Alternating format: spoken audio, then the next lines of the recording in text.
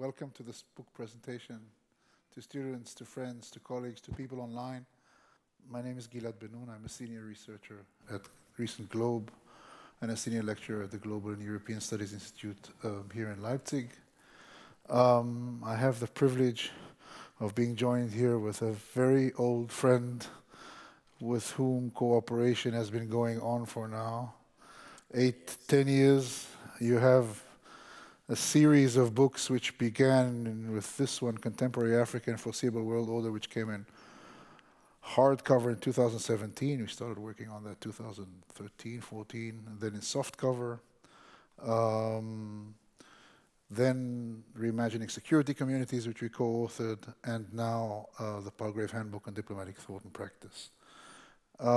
This is a collective, cumulative work on our ideas on diplomacy, and not least on the special role and growing importance that Africa is taking on the global diplomatic scene. We have some thank yous that we should mention over here. First of all, thank you to ReCentGlobe and to Gezi for funding this, for helping us bring Francis here, and for supporting all of these basically over the last 8 years. There is a special partnership which is being built between Leipzig and Real University in Kenya, but also between Leipzig and other African universities, Yaoundé, Dar es Salaam, Stellenbosch, and it's also the Institute of Peace and Security Studies at the Addis Ababa University in Ethiopia, which should be mentioned. In my case, a special thanks goes to the Fritz Thyssen Stiftung, who awarded me the Alfred Grosser chaired professorship at Sciences Po in Paris for 2 years, 21, 22, where much of the editing work on the book actually took place, and the Fritz Thyssen Stiftung was also helpful in indexing and all kinds of other extra costs which came along with it. Before I turn over to Francis, just a thought which has been sort of simmering in our minds as we were working on this book. This year we're 61 years to the Cuban Missile Crisis, which would probably have been the closest we ever came to nuclear war. In many eyes, and I would suppose in ours as well, the situation today in terms of crisis is actually worse. For people not entirely conversant with the Cuban Missile Crisis, 1962, you can just go on YouTube and see the exchanges between Ambassador Zorin and Ambassador Adlai Stevenson at the Security Council. The point was that back in 1962, everybody from all parties assumed that the playing ground would be the Security Council of the United Nations. And therefore, nobody walked out. They had their exchanges, they had their disagreements, they had their fights, but those fights were happening in the chamber of the Security Council. Since the recent invasion of Ukraine, people, for example, like Lavrov, have left the Security Council more than once, and the Council has been broken. The loss of a diplomatic playing field could be potentially much more dangerous than having disagreements on that playing field. But if we lose the place where we can talk, which is currently what is happening, which has influenced our book as we go into informality, which Francis will explain, we see this as a great danger, and I would say that has been something which has been simmering in our heads as we worked on it over the last 2 years. And I turn over the mic to my good friend Francis.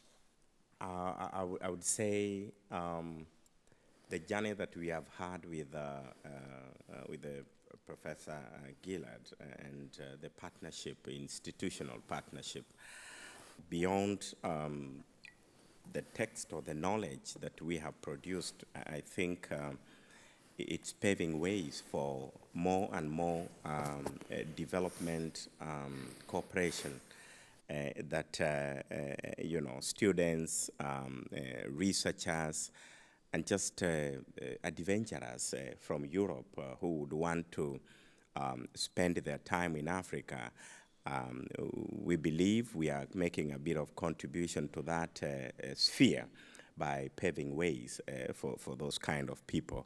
And so I look at it beyond this, but this is very important because then we've tried to document, as Gilad said it correctly, some of the events that have happened across the globe as far as diplomatic engagements are concerned.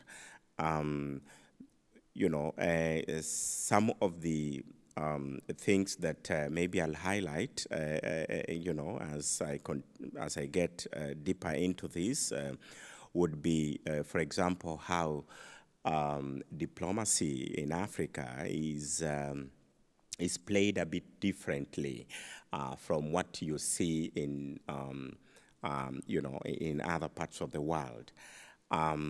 You know, the whole question of African heritage is something that is important but not fully exploited.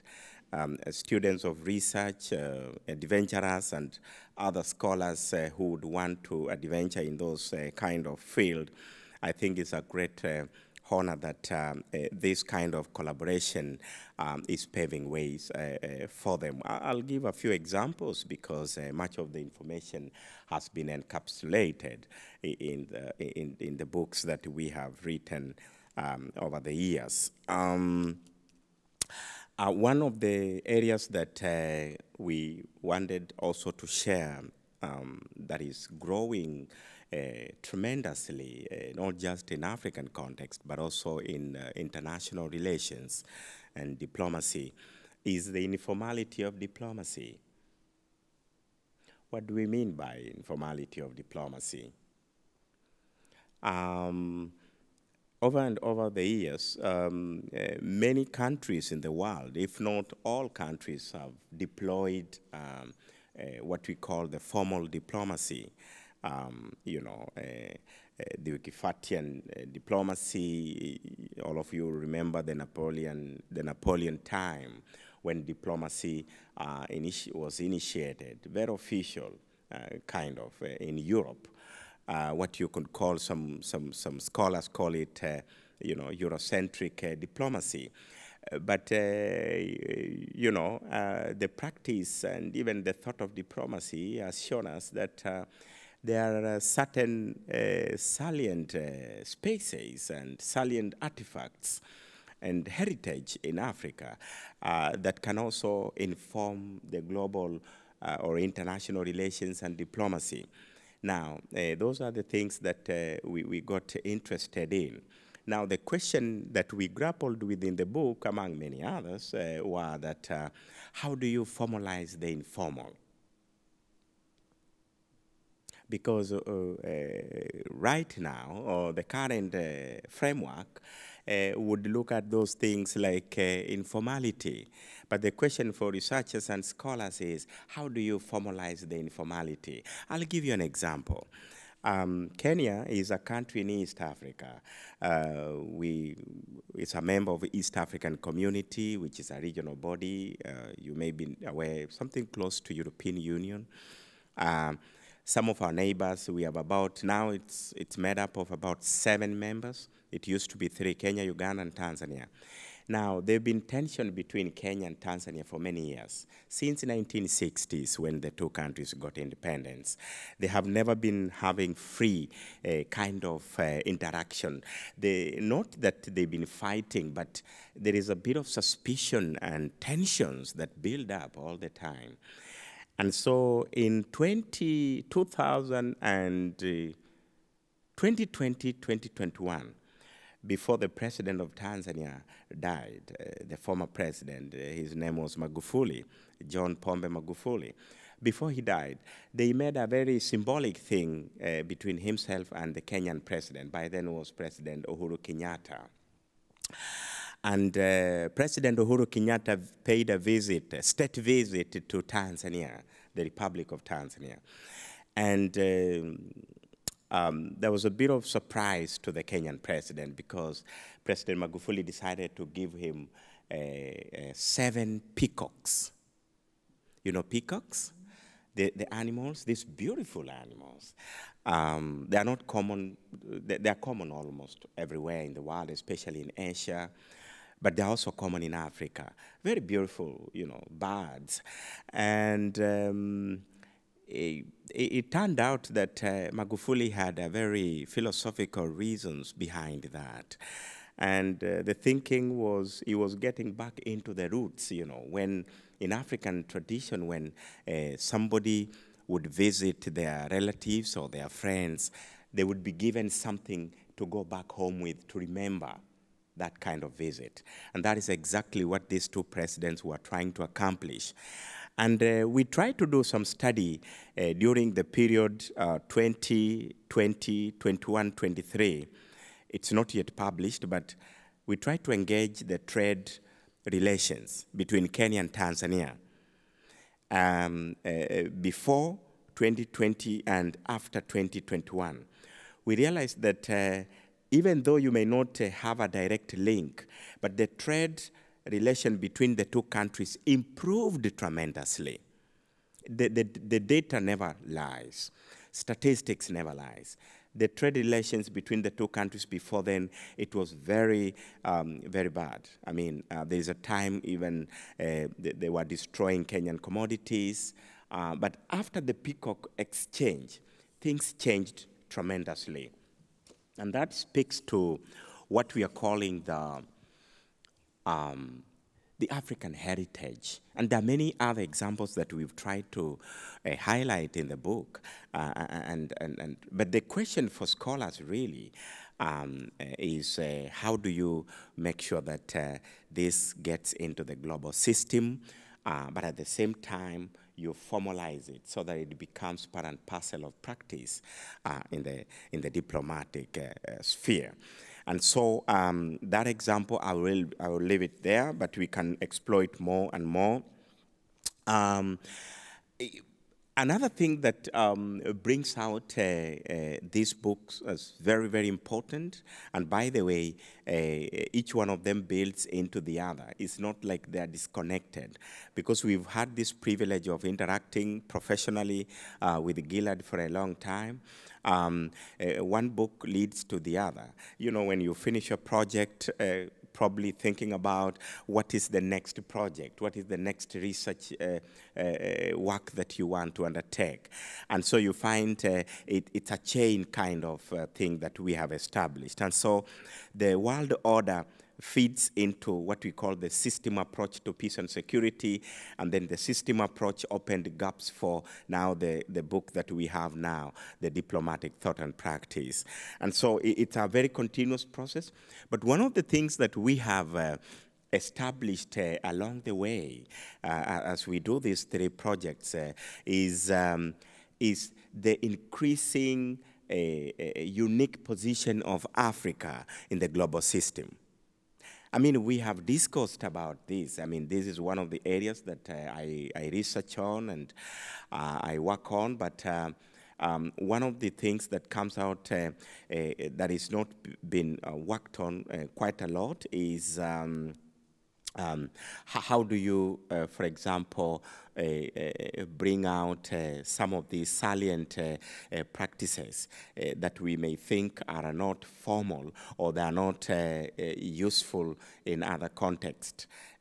Should we find a way of contextualizing them? For example, what I've just given, other possibilities can be contextualized in East Europe, for example, or maybe, or even the entire Europe or entire global system. And when you do that, for example, how does that implicate, you know, Africa? As far as this is concerned. So the increasing importance of Africa is not just in terms of Africa as a geography or as a geographical space, but Africa as a sociological space, as an anthropological space, ethnographical space.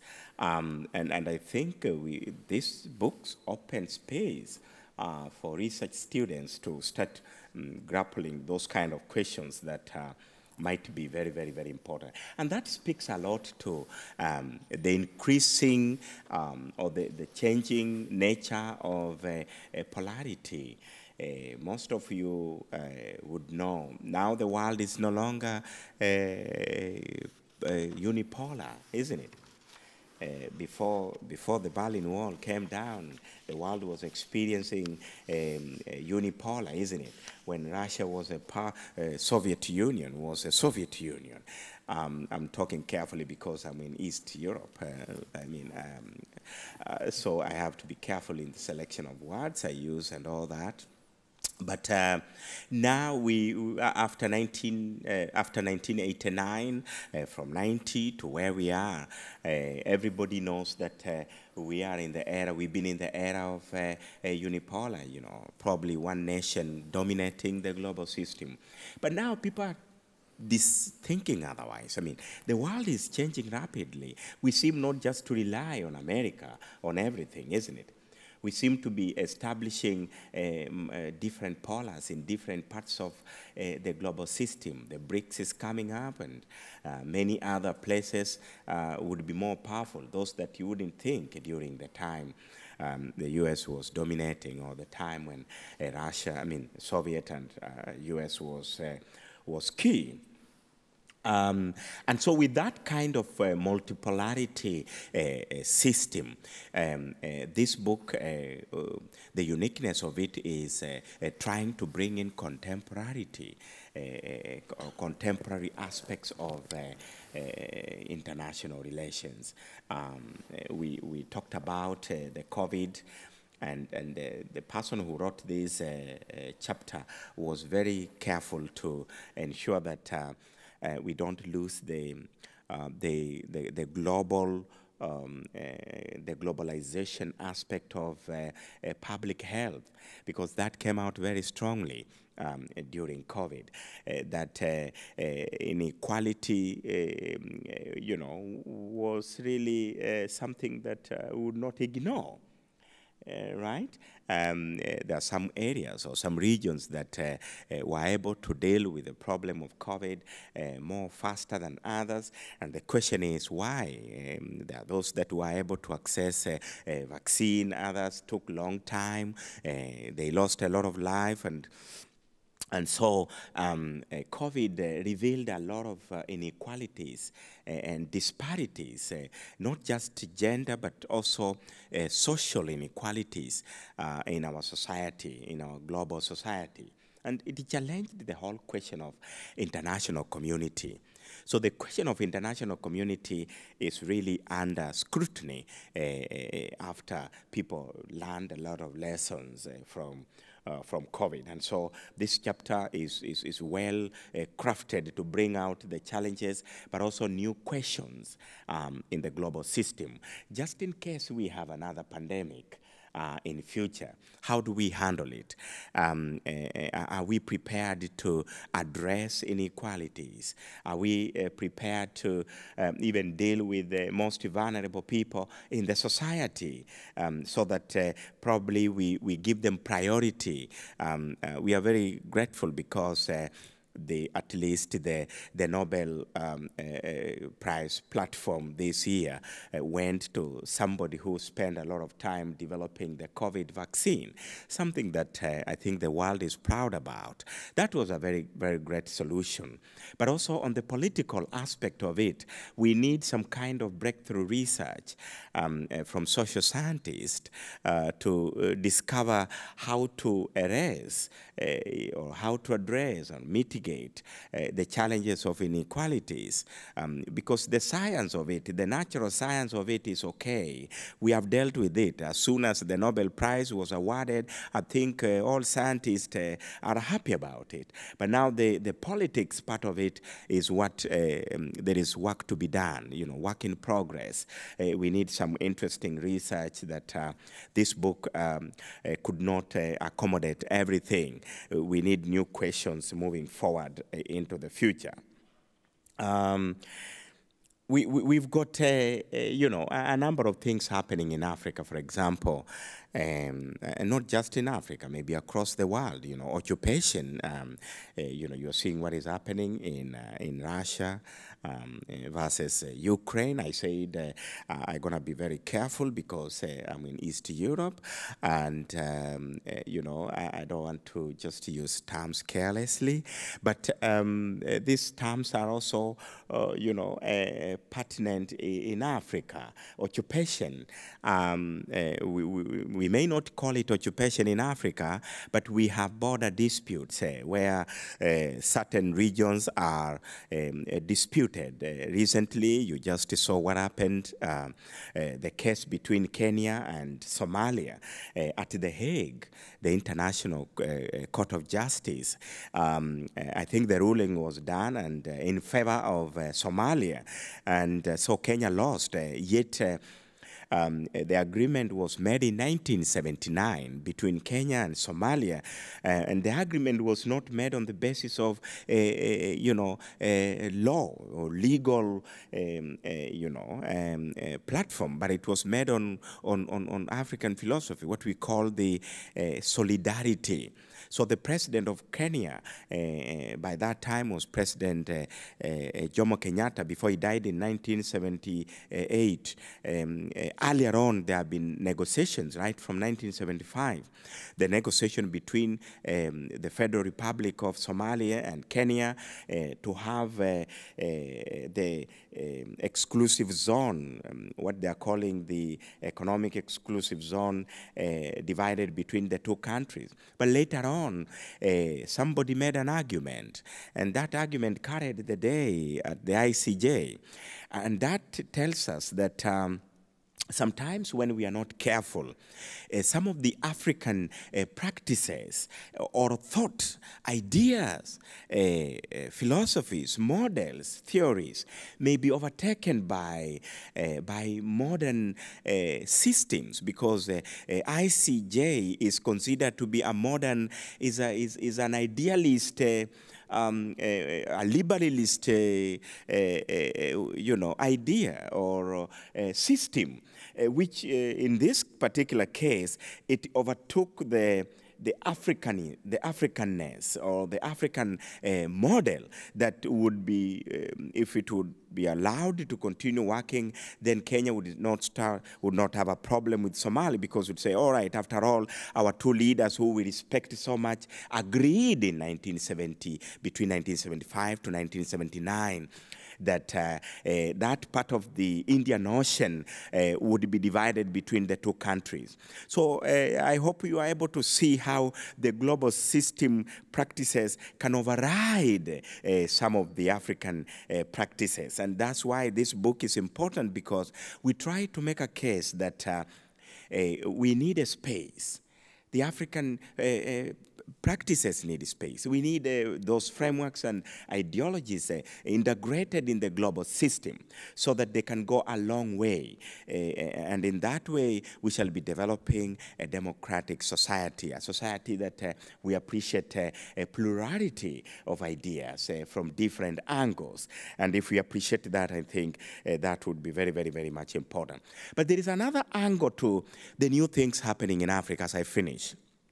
There is a rising, you know, kinetics, what we call kinetic diplomacy. You know, instead of sending diplomats, conventional diplomats, to solve problems or negotiate, we are seeing many countries sending soldiers to fight. So diplomacy coming through the firearms. You can call it firearm diplomacy. You can all call it, you know, fight diplomacy. People have given it different names. But in this book, we try to do something on kinetic diplomacy, using the Somali-Kenya case, where there is what we call the gray area or gray zone. And so something that is also an idea for us to think about. There are these groups of, you know, militia, you know, we call them the Al-Shabaab, who are terrorizing societies. And, you know, this kinetic diplomacy arose as a result of their havoc, because they become a global problem as much as it was a local Somali problem. And so it calls for collectivism. All of us need to contribute in different ways in terms of thinking, but also in terms of interventions. The UN crisis is something that I think we need to ask questions, very hard questions. One of the things that I've had a conversation with the Gilad about is, in circumstances where African Union, for example, has a convening power to bring together peacekeeping personnel, and the UN has the resources and, of course, the platform to deploy and the mandate to deploy, because in the finality of things, it is the UN that provides the mandate to deploy. But the catch-21 here is that the UN doesn't have the mandate to push kind of parliaments to make a decision on how and who to deploy. It is the members of parliament in different countries who have that power. And so the AU has a leverage on member state. They can push the member state to release their soldiers to ground, to go and keep peace. If you don't have the AU, then the UN will be defeated, because the UN doesn't have the leverage to push members of parliament or other presidents to allow their leaders to do their job in terms of legislation and development of bills. So we thought it's a gray area. It's an area that we need to start looking into, so that the future peacekeeping intervention doesn't need to come and just graft themselves from nowhere. There must be some build-up from the African Union, and we've already explored ways that each one of these institutions would be able to contribute. In essence, we are talking about the convergence between realism and idealism, and so that is very, very important, and it's something that we need to continue to think about. Finally, we continue to see a growth of state-based militia, coming out from outside Africa, but those that are created by African leaders. In Africa, we call them proxy war. Leaders, they create them and they can create havoc.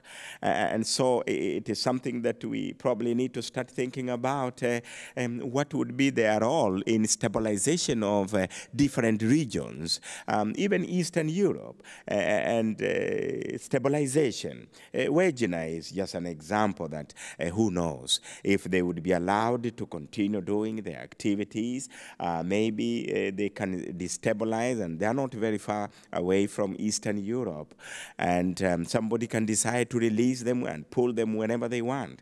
They are already all over in Africa. They are in Madagascar, they are in Mauritius, they are in Central Africa. Yes, the Wagner group. I don't know how you spell it here. Wagner. Yeah, Wagner. For us, we pronounce W as way, so we call them Wagner. And so those kind of groupings, they may pose danger to future peace and security that the United Nations need to look into seriously. And probably this could be one of the post-UN crises, because the crises within the UN have always existed, but we need to start thinking about post-UN crises and how do we mitigate, because the issue of state-based militia group has been there, but the difference is that they are becoming more common, and they are being controlled by the ruling elites or the ruling class, and that puts even another question. Francis, should we stop here, because we're running in time, and we still have 2-3 slides to do. Yes. and I would like to open for Q&A as well. Yeah, great, yeah. So I would want to finish by just encouraging us to start breaking new grounds in some of these areas that we try to put in this book. Of course, we don't complete, it's incomplete, obviously, but we can take it up from there, moving forward into developing other new avenues for publication, but also for research that is needed by policymakers moving into the future. Thank you very much. Thanks, Francis. It's a rather hard thing to do, to take 600 pages out of, I think, about 1,500 pages over the last 10 years and try to encapsulate that in 20 minutes. What I would like to do now is basically share with you 3 examples, because the book has quite a lot of chapters, but 3 examples of what we mean by the crisis and also by the new trends of informality and where we go with diplomacy. If we could just go to the next slide, right? The first trend which we're looking at is the changing nature of military occupation. The concept goes back to the 19th century, but the most famous places where that concept happened was usually occupation where the occupier is far away. Classical case being, of course, the US in Germany in 1945, or the US in Japan in 1945 as well, or more recently the US in Iraq or the US in Afghanistan. With the end of the US occupation in Afghanistan, there are no longer anything of what we call classical remote occupations. All military occupations on the planet today are neighboring military occupations. The fundamental condition being that the occupier has laid a claim for the land he is occupying. And this is a cardinal difference to the previous manner in which occupation was thought of. When the United States, for example, occupies Germany in 1945, it does not have a claim to the land of Germany or the land of Japan, or the land of Iraq, for that matter, from 2000 and whenever they went into Iraq. What we are seeing, and especially if you look at the circle on the left, so that is to say, in this map you have in yellow, and it's also in the book, the occupations that have been started and concluded since 1945, which are in yellow, and in green those ones which have started and have not been concluded and are ongoing. And of the concluded, you see that Africa plays a huge disproportionate part in concluding military occupations. We've had 6 cases, out of which 5 have been terminated, and only 1 case remains, which is the case of Western Sahara and Morocco, which is no longer an occupation because, in fact, both the EU and the US and many other countries have recognized Morocco's claim to Western Sahara. But if we see the green circle, we see a rise in neighboring military occupations, especially in Eastern Europe, the Caucasus, and the area of the Middle East. Ukraine being, of course, the classical case. Georgia since 2008. Turkey of northern Syria since 2016 is the most recent one. A major issue here is the fact of nation states returning to become empires. If you notice the territories which Russia, for example, or Turkey, when they occupy, these are territories that they claim actually belong to them since the beginning of the 20th century, of provinces which they have lost. Now this, of course, complicates the life, the civilian life of people under those occupations, also because these occupations morph, neighboring military occupations, morph into something we thought no longer exists in the international system, which is raw conquest. Conquest has been illegalized by the UN Charter, and what we see is that neighboring military occupation on a permanent basis that never ends effectively becomes conquest. And this is a serious problem which we're looking at, which the book mentions, but which current diplomacy has not yet defined. So in the diplomatic jargon, the legal jargon, there is no difference today between America's occupation of Iraq and Israel's occupation of the West Bank. They are tantamount in their legality, but they are not tantamount in their actual substantive case. In one case there is no claim, in the other case there is a claim, and once there is a claim, the occupier tends not to leave. the second example I would like to take is actually the example on the right, which is the book by Pierre Azan, who published it after the chapter in our book already came out, and now his English book is coming out with Hurst. But the Palgrave Handbook is actually the first place where he frames the idea. Pierre Azan is the special advisor on strategy for the Center for Humanitarian Dialogue in Geneva, for people who know that important body. And this chapter really deals with the subcontracting of diplomacy to private entities, or what we call private diplomacy bodies. The Center for Humanitarian Dialogue is an NGO. It doesn't represent the state. And there are many others, Center for Transitions and all kinds of other bodies which today get subcontracted by states to run diplomacy for the stuff that states do not want to do. Example, if we do not recognize a certain terrorist group, or Boko Haram, or someone else, or Hamas probably for that matter, so on, at a certain stage, whether it is Nigeria, or whether it's Israel, or whether it's the US, or whether it's the EU, we will commission the Center for Humanitarian Dialogue to go and negotiate on our behalf. Why do we do it? Because we don't want to recognize that terrorist group or their claim, and we don't want to get into direct contact with them, so we give that to a private body, which gives us, that is to say, states, deniability. Right? It's not us, it's the Center for Humanitarian Dialogue, and we can say if we agree or if we don't agree, and we build a distance. But that distance often doesn't help once you get to the point where you actually need to come to agreement with people you don't agree with. This is what we mean as a concrete example of the shift or the drift to non-formality. A private NGO which is registered in Geneva is not a formal state. It doesn't have ambassadors. It is not part of the Vienna Convention on diplomatic relations, and so on and so forth. They can do whatever they want, and there is a question also to whom they are accountable. Third example is actually an example which is happening, which Leipzig is part of, which is the African Non-Military Conflict Intervention Practices. This is a big project run by Ulf Engel here in Leipzig, together with Prof in Frankfurt and Duisburg, funded by the German Federal Ministry for Education.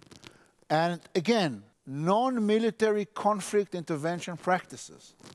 That is to say, how do we meaningfully come to help a situation of conflict without going to the easiest go-to solution, which is what? United Nations Charter, Article 42, Chapter 7 of the Charter, deployment of peacekeepers, which, look at MONUSCO, Eastern Congo. We've been having peacekeepers over there for a very long time. By the way, for my students, the first peacekeeping operation of the UN was Jerusalem in 1948. They're still there. They haven't left, so it doesn't always work. The idea behind the non-military option is to bring in thinkers, panel of the wise, special representatives, people who have agency. So diplomacy does not become some sort of limbo which doesn't have a face. We flip this on its head. It has a deliberate face. And often that deliberate face is a solution. Unfortunately, last week, Marty Ahtisaari passed away at the age of 86.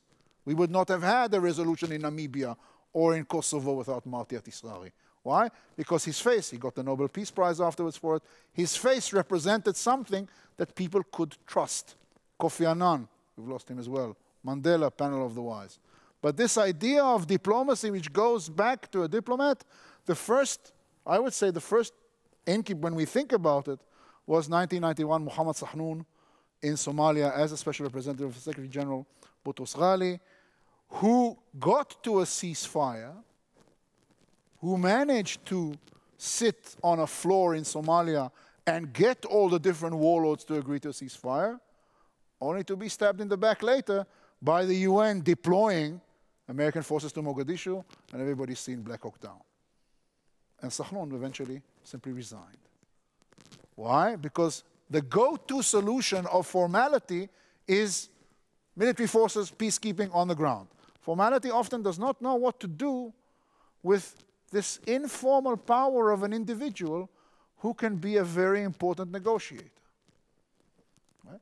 This is where these projects and these ideas of non-formality and their potential for improvement should come in more and more. We see it coming in Africa. We know it from the United Nations, the Special Representative, the Secretary General, but they are often diplomats within a system. They don't have the clout that, for example, in Africa, the AU chooses people in the panel of the wise because they are old and because they are wise. And it just might make sense to replicate, to emulate that in other places. I'll stop here, and the floor is open for Q&A. Thank you very much.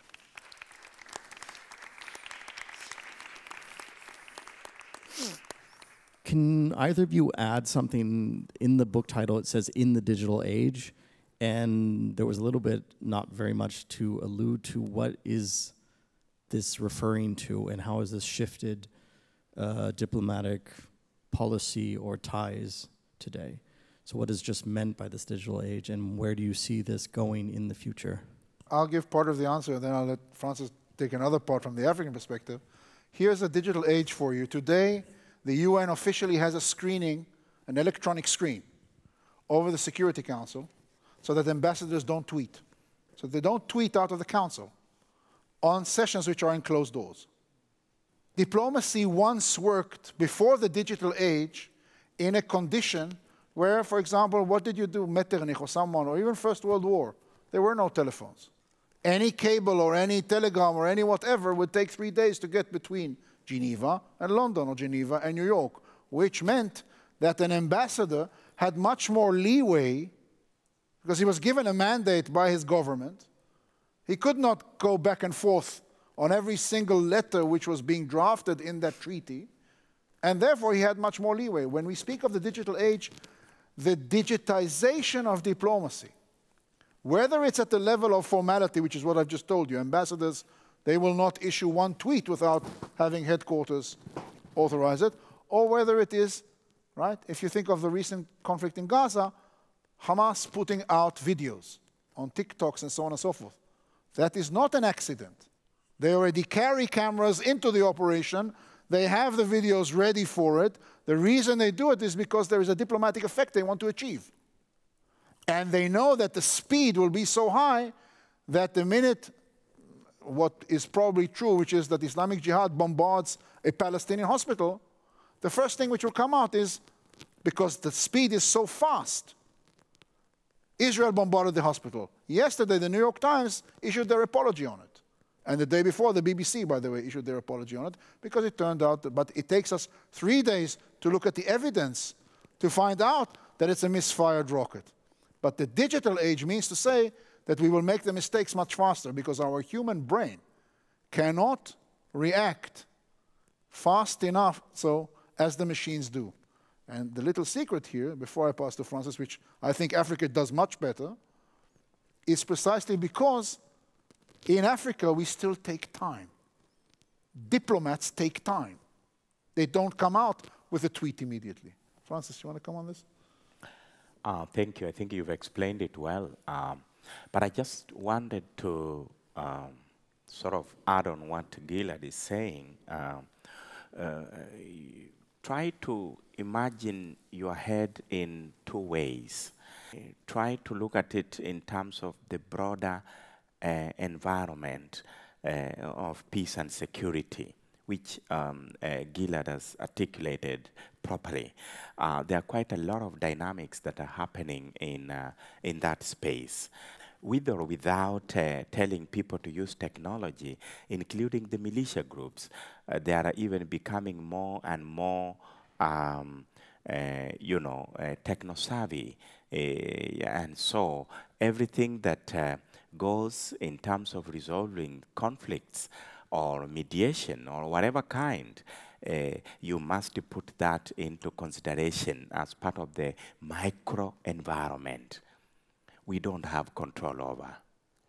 I was just having conversation with Gilad, and I told him at some point we were, trying to review the videos that were being released by the militia group, because Kenya is one of the countries also very much targeted by the Al-Shabaab. And so researchers like us, we access those kind of things and we try to review them.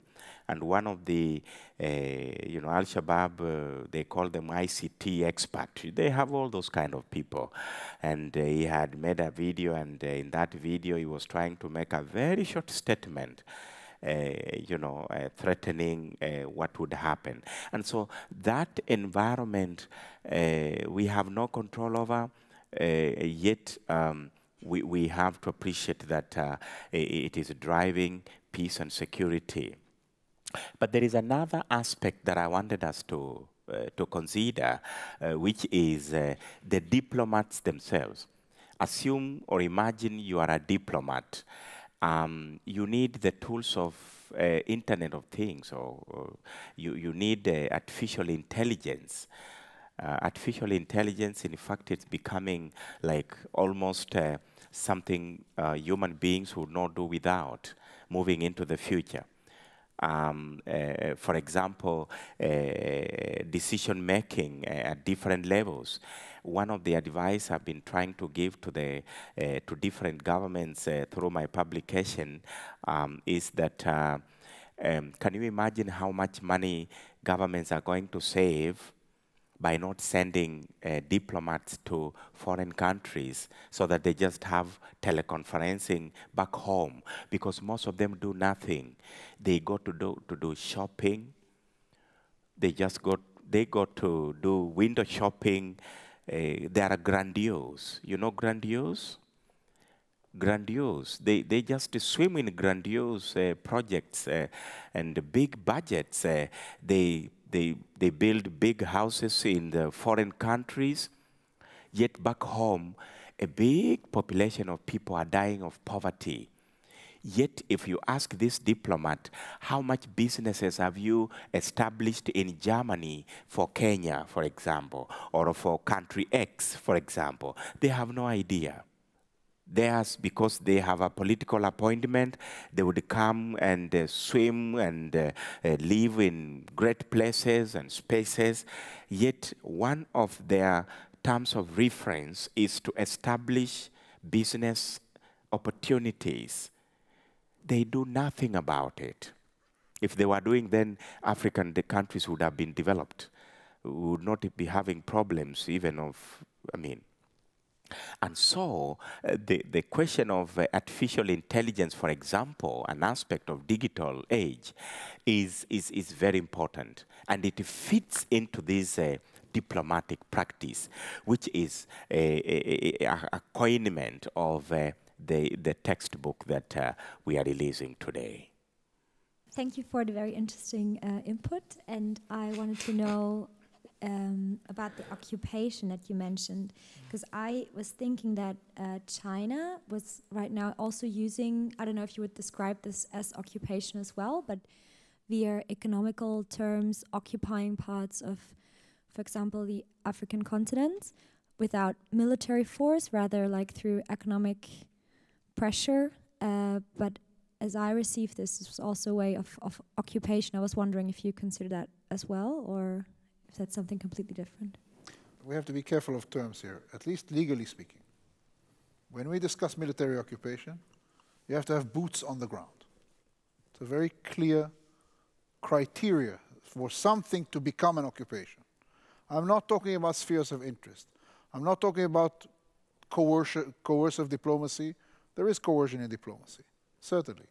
What you could say, for example, is that China is executing an occupation in the South China Sea. Right? The 9-dotted line up until the Philippines, they've just hit a Philippine ship. I remind you that China lost the arbitration of the South China Sea arbitration, which was the Permanent Court of Arbitration. China lost. China chose to go to the Permanent Court of Arbitration. It requested, there was an idea of having mediation over there. They said, no, we want arbitration. They chose the Permanent Court of Arbitration in The Hague. They even chose the law code at the time because they didn't want the arbitration to happen under the UN Convention of the Law of the Sea, but an older law because of history over there and so on and so forth. And they lost. Once they lost, they said, now we don't accept the result of the arbitration, which is the reason you're seeing a mounting of the submarine deals and the Japanese building an army. I think Japan has issued 300 billion euros or something in the reconstruction of their army very recently. I remind you, the Americans closed their the longest standing naval base outside of the United States since 1898, the Spanish-American War, was Subic Bay in the Philippines, which was an American colony. It was closed in 1994. It has been opened 2 years ago. So when we speak of this type of occupation, I mean, I'll turn over to Francis to ask him how he sees China in Africa. And I think from an African perspective, it's much more nuanced. I wouldn't call China's presence in Africa an occupation because they don't have troops, very clearly. Whether it's coercive diplomacy or not, that's a good question, and that's a separate type.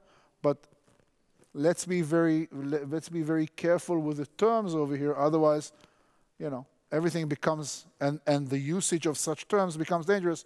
Genocide, right? It's a term that everybody uses everywhere. And what do we do with it? We don't actually improve the situation. We dilute the original meaning of that term, which is a danger in and of itself. Francis, China, Africa, what's the nuance there? You're right, Gilad, but she's also right. I think I encourage those kind of explorations, you know, trying to think outside the box. And so you're right to point out that maybe the reason why she feels it's occupation, and I agree, the legalistic approach, it doesn't change. It remains the same. But if you look at it as an epistemology, and it's something you would want to pursue, either in terms of your practice or your research, yes, there is enough evidence that empirical evidence, China is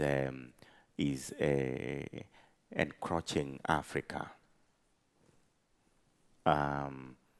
They are doing a lot of infrastructure development, and there are ties that binds on this infrastructure.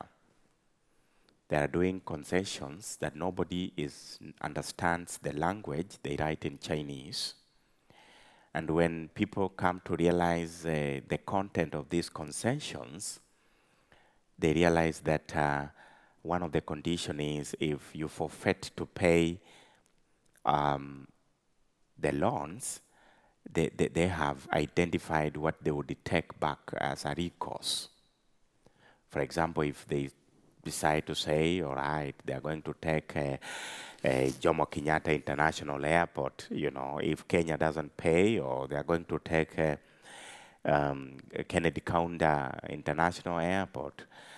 Just as an example,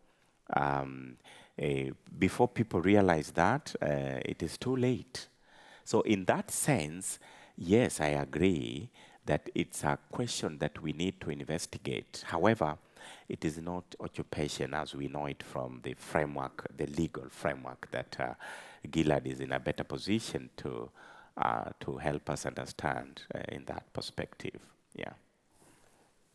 You already drew some lines between the things you told us here and the current political situation. Could you maybe elaborate a little bit more? How does the current conflict in Gaza fit into the ideas you present in your book? Or how are maybe some of the, I mean, I haven't read the book, but how are some of the terms or ideas applicable to the situation right now? Here is a classical example of where formality and informality, where that border blurs. For a very long time, everybody, from the Arab world to the Americans, to the Europeans, to the Israeli government itself, treated Hamas as a state. It was treated as a state, right? In Gaza, it was considered to be almost a state sovereign, give and take a few yards. But generally speaking, the classical definition in international law going back to the 1930s of what is a state, a defined territory, defined people, some sort of defined structure of government, and the ability to enter into treaties with other states. That makes a place on the planet a state.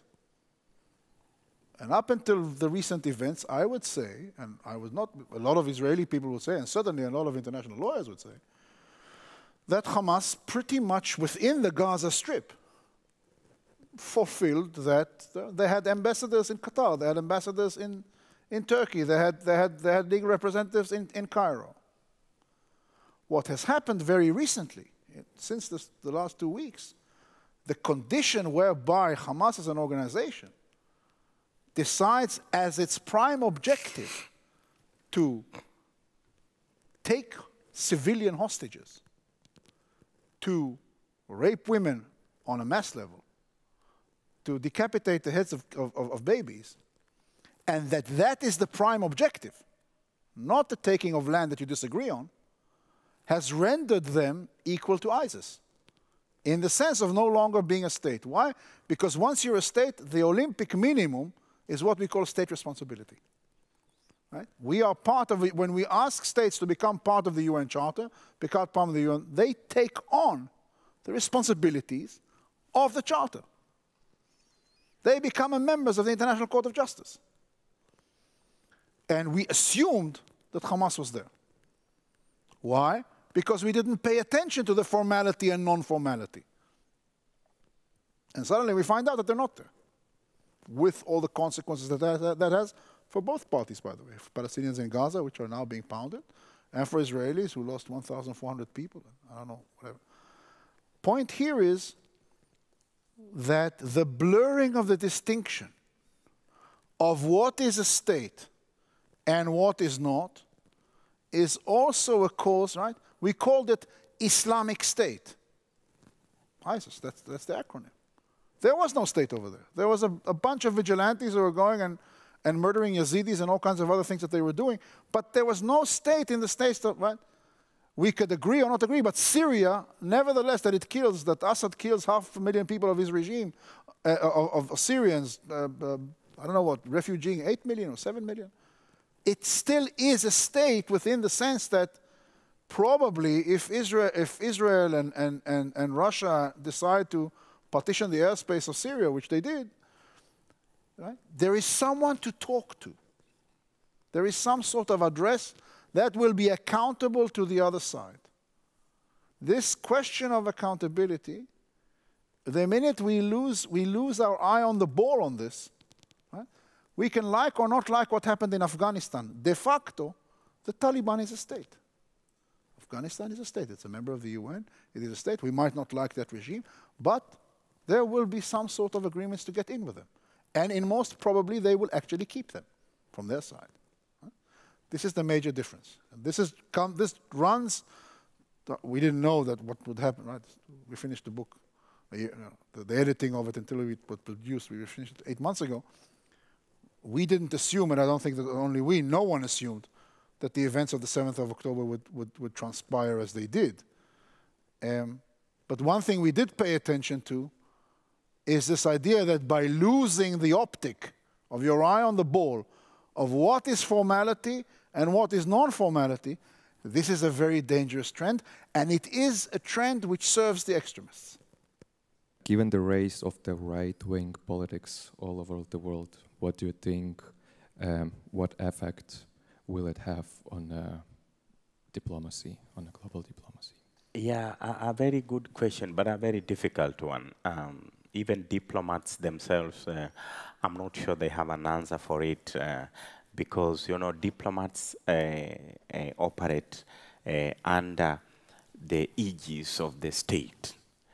And so whatever a kind of ideology, a regime or a political system decide to partake, that is what will determine the direction, the diplomatic direction or the foreign policy of the country. And because foreign policy defines diplomatic practice. Foreign policy is like what you can call the framework. Within this framework, you've got diplomatic practice, which is aimed at achieving a country's foreign policy objectives. And so the world is finding itself in very difficult situations because whether you're talking about fascism or extreme views of political elites, they would be a bit challenging. I would give an example, maybe to just try to see whether I can address your question, but Gilad will obviously come in. The issue of migrants vis-a-vis Africa, for example, it is a two-way problem. And I don't blame the West. Because majority, I don't know what percentages because I don't study migration, but majority of migrants from Africa, they run away from conflict, from extreme poverty, and from political asylum, those who run away from political persecution. Those three things defines migrants from Africa.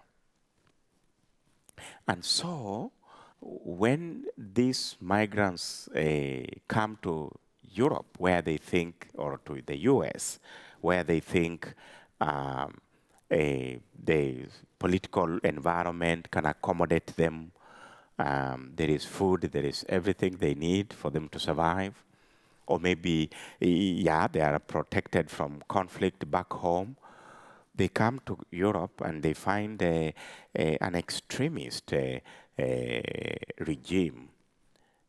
Like, let's take, for example, in the US during Donald Trump's regime. And Donald Trump had put a lead that he doesn't want people from Yemen. He didn't invite people from Somalia. He had put a lead. And you know, that statement alone, it becomes a foreign policy. So during that period of regime, there is nothing diplomats can do except to implement the lead.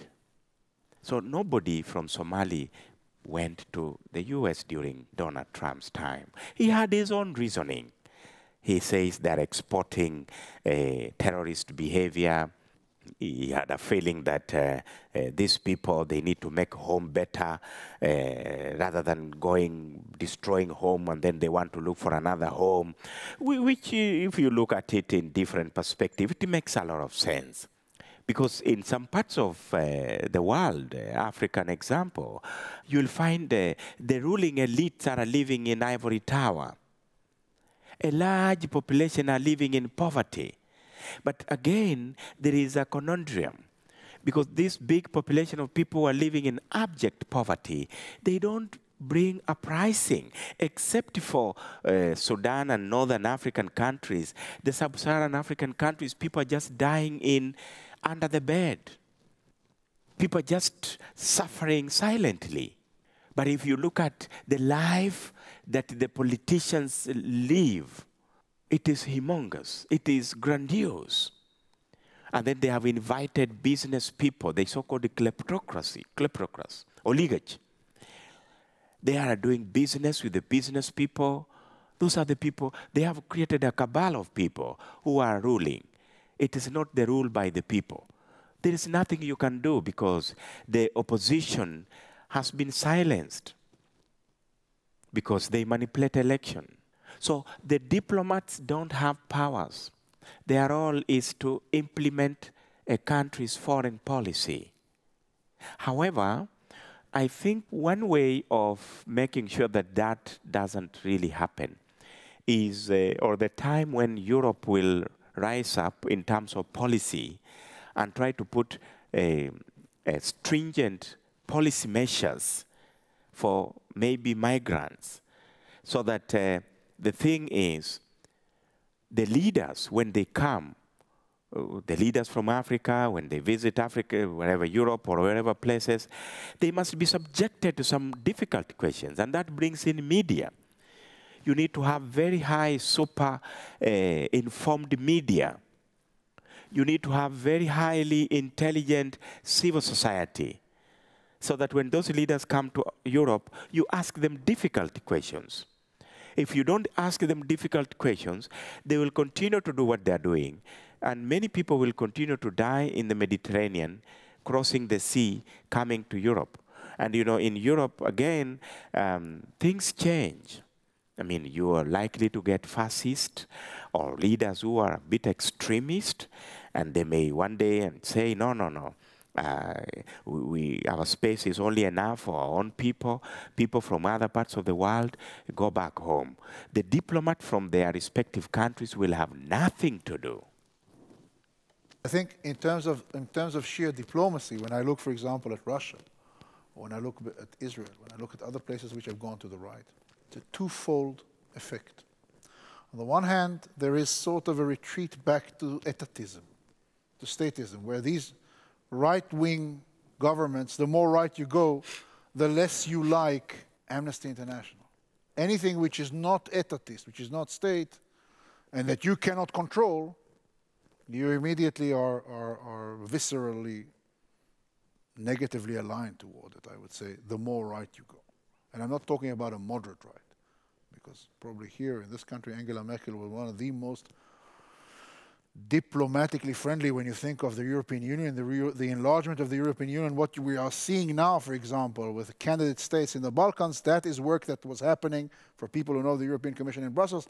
That's work that's been going on since 2012. So on the one hand, there is this return to the state, and everything which is not state, if we are going to do it, the more right we go, the less we like those type of non-governmental NGOs that we cannot control.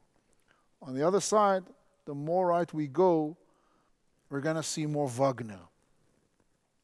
We're going to see more Blackwater. Isn't it interesting? Right? The Russians have theirs, the Americans have theirs. And probably others have others in between. The rise of mercenaries. We didn't see this in the Cold War, hardly. We're seeing it now. Why? Because states still need an outlet to do the stuff the dirty stuff that they don't want to do. This issue of doing the dirty stuff we don't want to do usually happens more with right-wing regimes than with left ones. So I think the answer to your question is a twofold one. We're going to see the official channel being more restrictive and the non-official channel becoming ever more chaotic, I would say. Thank you very much for your talks. Very interesting to hear about. My question would be about this idea of kinetic diplomacy. I tried to look very quickly into what it is and where this is used, and the first thing I found actually was your book. What is kinetic diplomacy? It sounded to me, if I understood correctly, like you were saying something about military action, but that doesn't sound like diplomacy. It sounds like a nice word for military action, which to me could not be diplomatic. So could you talk a bit more about what it is and give an example? Kinetic diplomacy is not a new concept.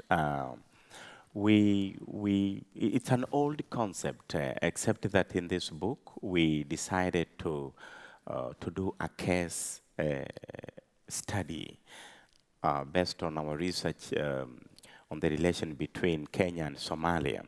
So when we talk about kinetic diplomacy, there is one defining principle that tries to kind of frame the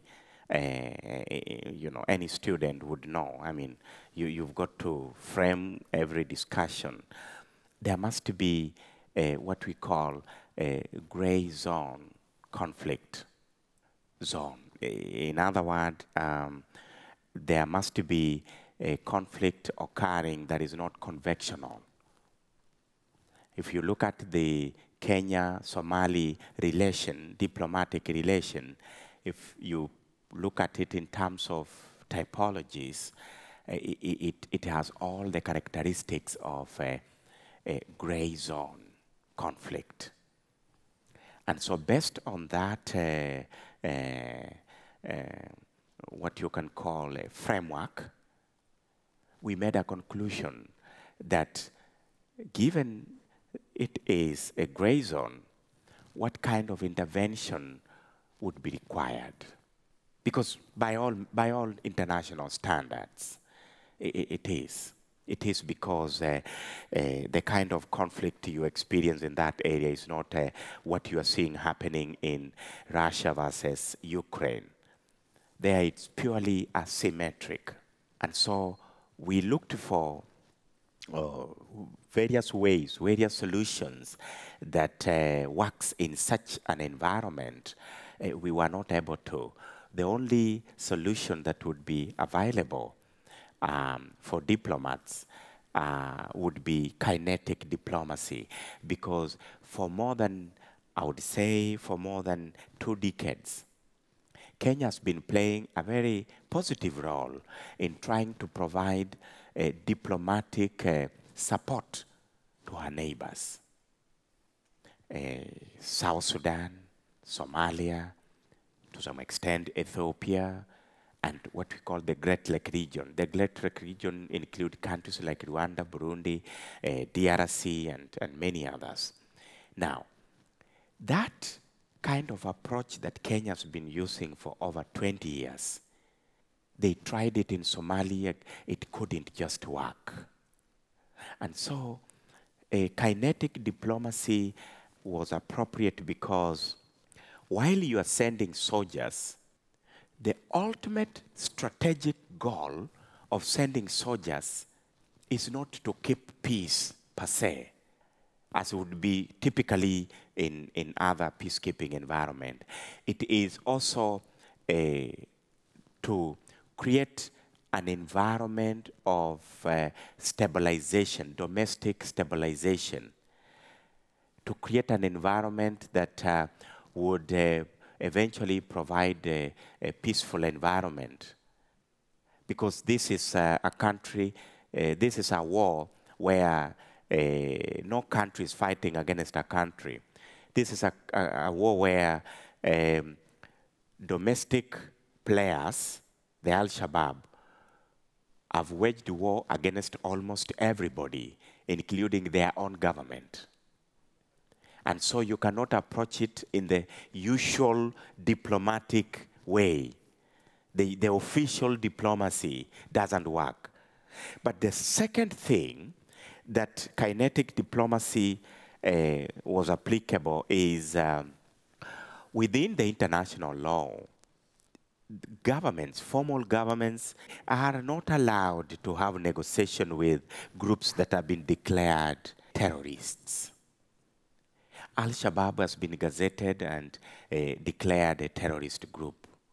And so neither Kenyan government nor Somali government would be in a position to be allowed within the international law to negotiate with them. Something that some people, some scholars are arguing that need to change. But as it is now, they can't. So you cannot go to Somalia and say, bring the Al-Shabaab, let's sit on the table, tell us your political objective, we shall tell you our political objective, let's agree, let's converge, let's differ, let's make an agreement. Nothing like that happens. So the only solution that is available for countries that need to help Somalia is kinetic diplomacy. So in short, kinetic diplomacy is a combination of things, including sending the military on ground, but also providing what we call multiplier, multipliers, like airlifts and others that are being provided by the US and other governments in Somalia, so that you have a combined force that would eventually neutralize the enemy. It's something close to what is happening, what America is doing in Ukraine and other countries. I believe most of the countries in Europe are doing the same, providing multiplier, effect to the friends, to the friends of Europe, in this case Ukraine, so that you can defeat the dictator. That is a kinetic diplomacy. So we will have to close the session. I wanted to thank, first of all, Francis for coming all the way from Kenya and switching planes in Istanbul and getting on planes and getting off planes to come and be with us. Again, thank you for ReCentGlobe for pulling off this wonderful feat the second year around, and we're waiting for next year. We're probably not going to come with a book next year, but we're going to try and do our best in the years to come with another book. And thank you all for participating with us.